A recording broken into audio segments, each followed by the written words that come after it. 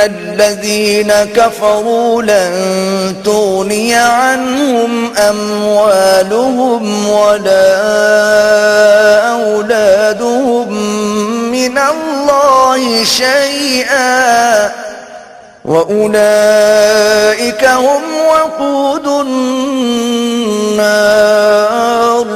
جو لوگ کافر ہوئے اس دن نہ تو ان کا مال ہی اللہ کے عذاب سے ان کو بچا سکے گا اور نہ ان کی اولاد ہی کچھ کام آئے گی، اور یہ لوگ آتش جہنم کا ایندھن ہوں گے. كدأب آل فرعون والذين من قبلهم كذبوا بآياتنا فأخذهم الله بذنوبهم والله شديد العقاب.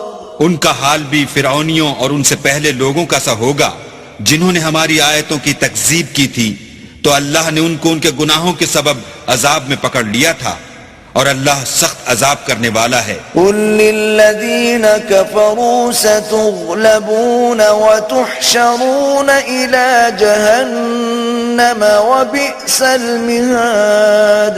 اے پیغمبر کافروں سے کہہ دو کہ تم دنیا میں بھی عنقریب مغلوب ہو جاؤ گے اور آخرت میں جہنم کی طرف ہانکے جاؤ گے، اور وہ بری جگہ ہے. قد كان لكم آية في فئتين التقتا فئة تقاتل في سبيل الله وأخرى كافرة يرونهم مثليهم رأي العين والله يؤيد بنصره من يشاء ان في ذلك لعبرة لأولي الأبصار.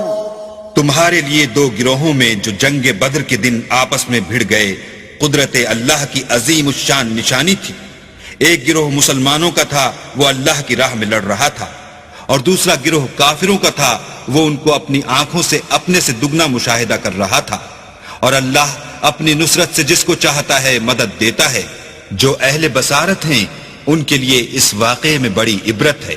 زين للناس حب الشهوات من النساء والبنين والقناطير المقنطرة من الذهب والفضة والخيل المسومة والأنعام والحرث ذلك متاع الحياة الدنيا والله عنده حسن المآب.